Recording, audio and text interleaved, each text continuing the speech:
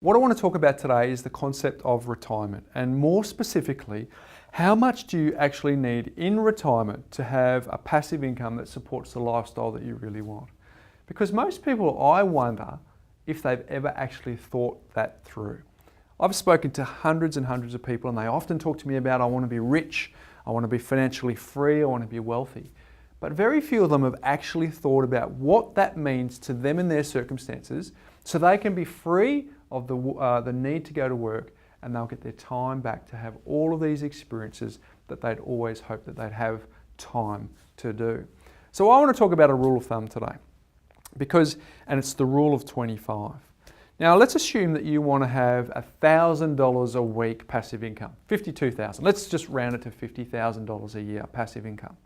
Well, if you multiply 50 by 25, that comes to 1.25 million.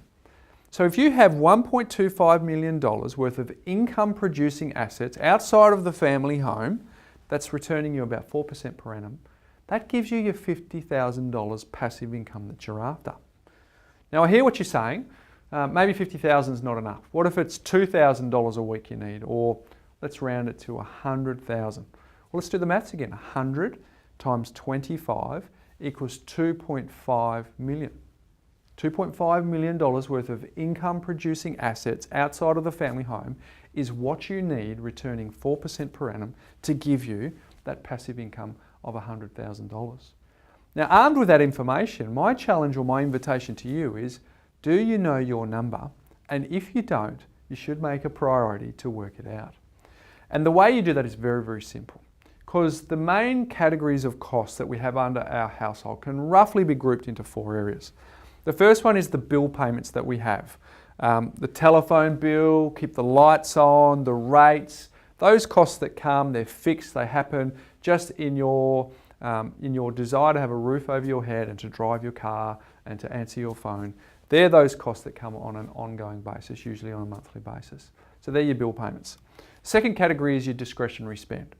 And as the term sounds, it's where you have discretion to spend on whatever you like. The lattes, your smashed avocado, your dinner reservations on Friday night, the holiday that you want to go on, that's your discretionary spending. And then there's a third category, which is effectively the investment costs. So how much does it cost to hold your property portfolio? How much does it cost to hold your share portfolio? Whatever the investment class that you're in, how much does it cost each year to hold that? And then the fourth one, of course, is your loan payments. The biggest one being the family home, the principal place of residence, the mortgage payment. But how much are you paying back in other loans, if it's a personal loan, if it's credit card or store debt? And they're your 4 categories. But if we fast forward to retirement, think that through. If we've successfully paid off our home and we have no other non-productive debt, well then we shouldn't have any more of those loan payments, so that should be 0.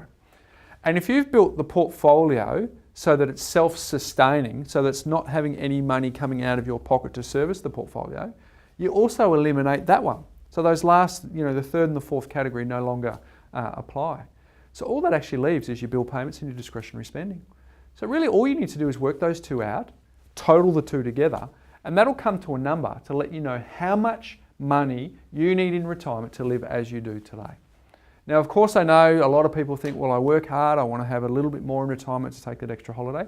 That's fine, but what if you find out that those 2 costs combined cost you $80,000 and you want to go on an extra holiday each year, you might round it up to 100. There you know. Or you might have $60,000 and you only need to add an extra 15 and it becomes 75. But what is very, very critical is you need to know that number. Because whatever that number is, you multiply it by 25 and that'll give you the income producing assets that you need outside of the family home for you to be in a position to do that. So my message today is very, very clear. You actually might be surprised how easy it is for you to visualize the amount of money that you need to accumulate during the accumulation phase of your working career so that you can actually retire on the income that you desire. But what I do know is very, very critical in this whole process is you must plan. We must know what that number is and reverse engineer it so we know what we need to do today, so that we know what the next step is that we need to make to move towards our goal. So remember the rule of 25. As soon as you work out exactly how much your bills and your discretionary spending is, you know what it is that you're aiming for.